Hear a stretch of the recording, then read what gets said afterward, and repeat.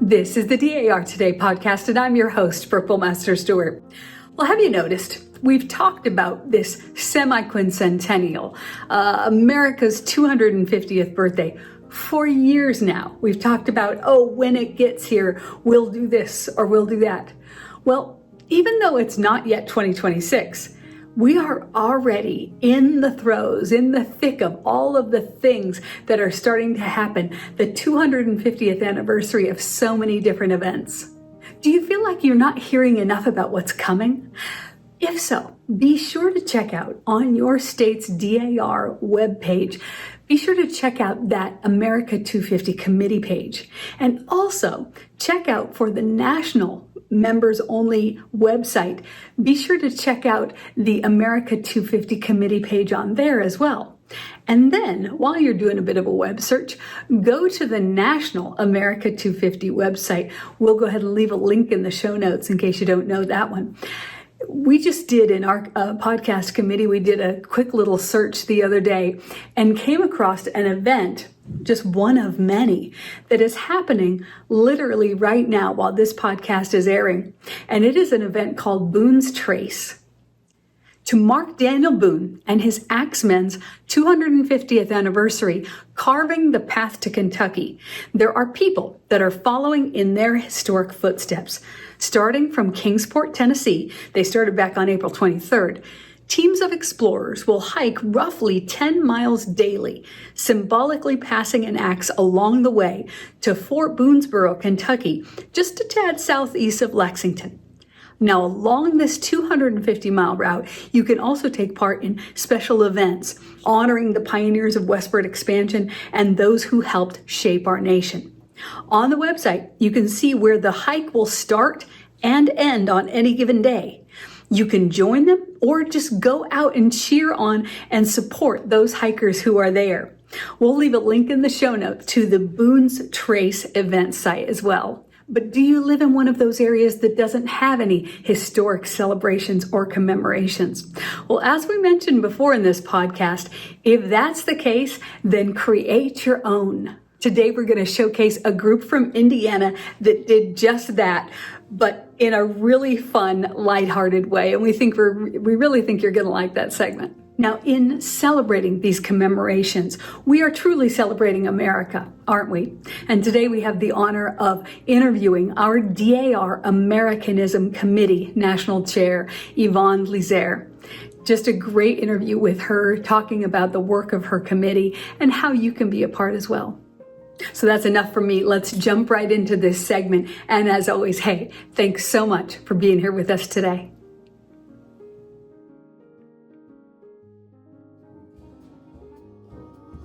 At Fort Benjamin Harrison in Indiana on Saturday, April 19th, history came alive, and hilariously so, as a merry band of patriots and redcoats gathered in full colonial garb to mark the 250th anniversary of the battles of Lexington and Concord, known notoriously as the shot heard round the world, the opening battles of what would become the American Revolution. The unconventional yet heartfelt tribute took place at a footbridge within Fort Benjamin Harrison State Park. Not quite the Old North Bridge, but no less symbolic in spirit.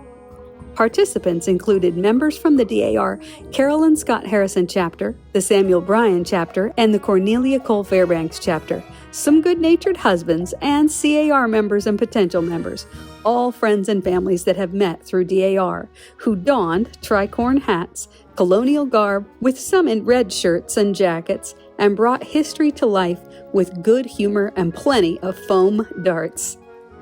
Paul Revere even rode once more, mounted proudly on his mighty steed. Well, that's a bit of a stretch, as all they could find was a little child's stick horsey, but I digress. Regulars coming! He, of course, warned everyone that the regulars, or the redcoats, are coming. Hey, regulars coming!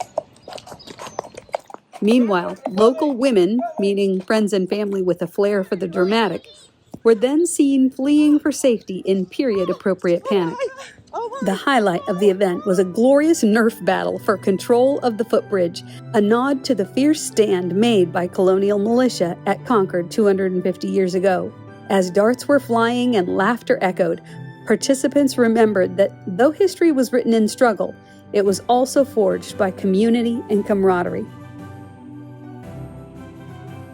Following the foam-flinging fray, redcoats and rebels alike laid down their arms and raised their cups in unity. Bread was broken, tales were told, and plastic cups were clinked, well, sort of, in honor of the brave spirits of 1775, whose legacy allowed for such joyful remembrance 250 years later. Hey everybody! Happy 250th!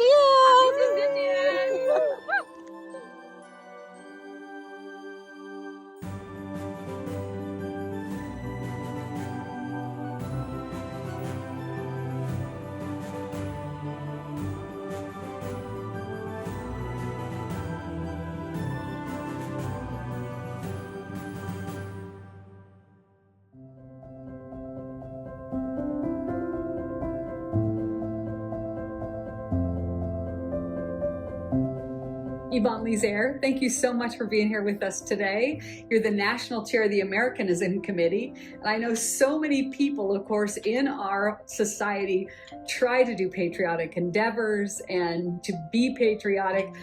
What is the history of this committee? Tell us about that. Well, the Americanism Committee got started as a request from a guest speaker. He was a government official. Sometime before 1919, he spoke at Congress. And he said, what you all are doing here is so important. You all should start a committee to teach people how to be better citizens. And in April of 1919, DAR decided we're going to have an Americanism Committee. It wasn't called the Americanism Committee. The name has changed 2 or 3 times, but here we are today. And so now as a committee, what is the focus of what you do? Well, we have a couple actual parts. Everyone thinks the Americanism Committee is naturalization, which is a part of it.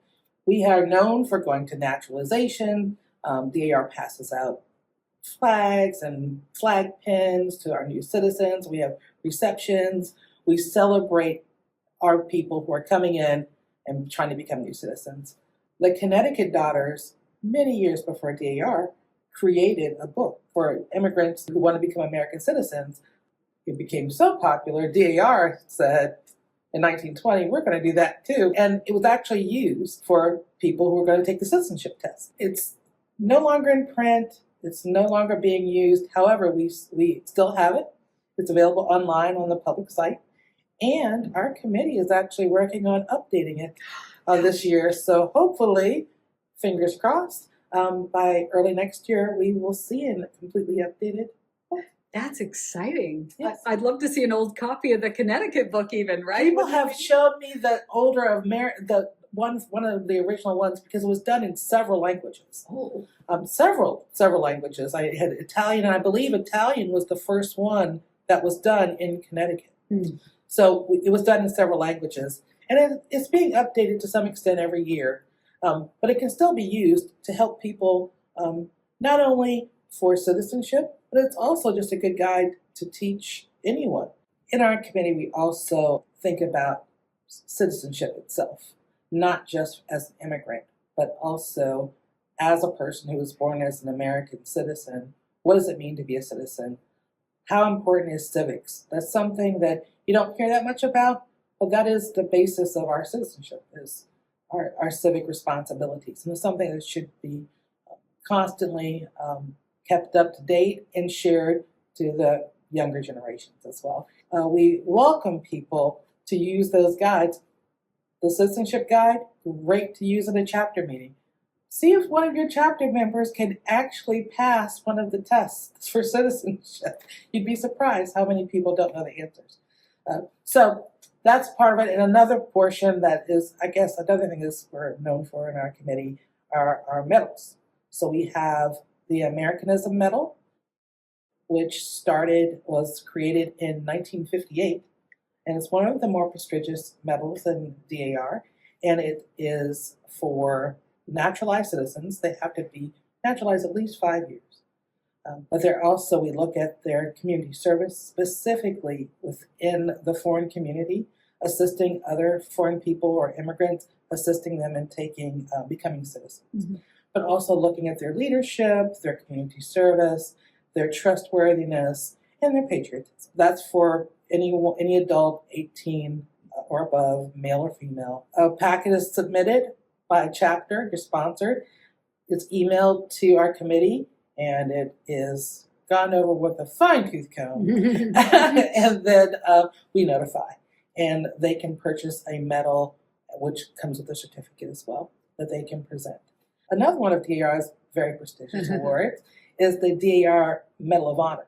Now, that was created by the Executive Committee in 1972, and that is for American-born citizens. And it looks at the same things: trustworthiness, leadership, patriotism, and community service. And same thing, 18 and above, male or female. So we look at these awards, almost lifetime achievement awards. They're very significant. And they're not always the best fit. Sometimes there are other prestigious awards that are a better fit than ours. For example, looking at the Founders Medals. Those a lot of times may be a little bit more appropriate than ours. It's just the fact of looking at and seeing what the requirements are. But I want to say we have these two great awards. However, it's no reason at all that any chapter or committee or state region cannot create an Americanism award for people in their community, because there are so many people out there doing great things. For that person who goes and helps out at the soup kitchen every day, or the person who goes and helps out with the church on a regular basis. At the core of our citizenship is our civic duty, our civic responsibilities, is to make the country better by what we do. So award them. It's how great would it be to just bring in the guy that's always greeting you at Walmart to some extent, even, because sometimes that greeter, in all honesty, that can make your day. There's a lonely person that could be out there, and someone that's constantly greeting you, or just a friendly person that always makes your day. That makes our community better, and that makes our community stronger, and that is part of America. That's wonderful. I was even thinking about, in my own community, the people that run the Independence Day parade. Exactly. What a wonderful civic activity to remind people about our country, our love for this country, celebrating it. That people like that should be recognized, because that's usually a volunteer position. Exactly. And that's what I think when people look at the Americanism Committee, they look at the things that are required for the two big medals. But think about all the regular patriotic activities we do. When you go vote, that's being patriotic. If you work as a poll worker at the voting, that's patriotic. Going to the 4th of July, walking in the 4th of July parade, or helping to plan these things. These are all patriotic events, things that we do. And like I said, in DAR, we do all of these things so often. I would love to see much more response on what are you all doing? How are you showing what your civic duty has been in the United States? That would lead me to the question to ask you of how can people participate in and celebrate Americanism? What would you say? Well, there are so many things. For example, do you know one of the most patriotic months of the year is not July, it's September. Oh. September, we have Labor Day. It also just happens to be National Americana Day. So anything that plays up to American culture and arts and makes us who we are today, fantastic way to celebrate, because for every single person in this world, we have a different experience as an American. So while this person might be the best fiddler in the world, and that's definitely a part of Americana, there's another person here that's into the classic cars, which is very Americanism as well. So any type of Americana, and think about all the things you can do as a chapter. You could have bringing your kitschy Americana items. You could have costume parties. There's so many activities that you could do. And it's also fun. That's the thing. We have to always get back to, it's also fun as well. But also the other days, holidays we have, of course, we have Constitution Week. The same day, September 17th, is also Citizenship Day. And that's not just for people who are being naturalized, but it's also for all of us who are citizens to actually consider what does it mean to be a citizen of the United States. Also a great way time to think about what can I do to be more patriotic. And then also we have the POW MIA Day, which is the third Friday of every September. Of course, the other thing is to visit our webpage on the daughter's website. We have a place where we put up ideas as well as ask for daughters, chapters, states. Send in your photos of the patriotic things you've done. Show us when you have a presentation of a medal or any type of Americanism award. Send us photos. We want to put them up because what other daughters will do is they'll take a look and say, oh, I didn't know that was something that's considered patriotic, or oh, I didn't know that's something our chapter could do. So you're passing on ideas, and we get to also celebrate you to see what you've done. And of course, we're on Docs as well, and we love to take information from there as well, ideas and photos. Anything you can send us, we just love to see it. That's great. I love that you have a presence on that Daughters Online community because people can really get that up to the minute idea and feedback on things they're doing or questions they have. Yes, and as we update, there might be some updates to the actual requirements for the awards, the Medal of Honor or the Americanism. Great place to take a look there as well. Thank you so much for being with us, Yvonne. Thanks, I enjoyed it. Thank you for having me. Absolutely. We leave you today with this quote by Jimmy Neal Smith. We are all storytellers. We all live in a network of stories. There isn't a stronger connection between people than storytelling. Well, thanks for listening and be well, dear friends. Let's celebrate the stars and stripes forever and remember, with all of your ancestors behind you, you are the result of the love of thousands. Well, this podcast was written and produced by our incredible team of writers and editors, and we are, as always, so grateful for President General Pamela Rouse Wright and Historian General Suzanne Heskey for their constant guidance. To Yvonne Liser, Jen Tousey, for being so generous with their time. The National Society Daughters of the American Revolution is a nonprofit, non-political, volunteer women's service organization dedicated to promoting patriotism, preserving American history, and securing America's future through better education for children. Members are all lineal descendants of those who supported the cause of independence in the Revolutionary War. For more information, please visit dar.org. This is the DAR Today podcast.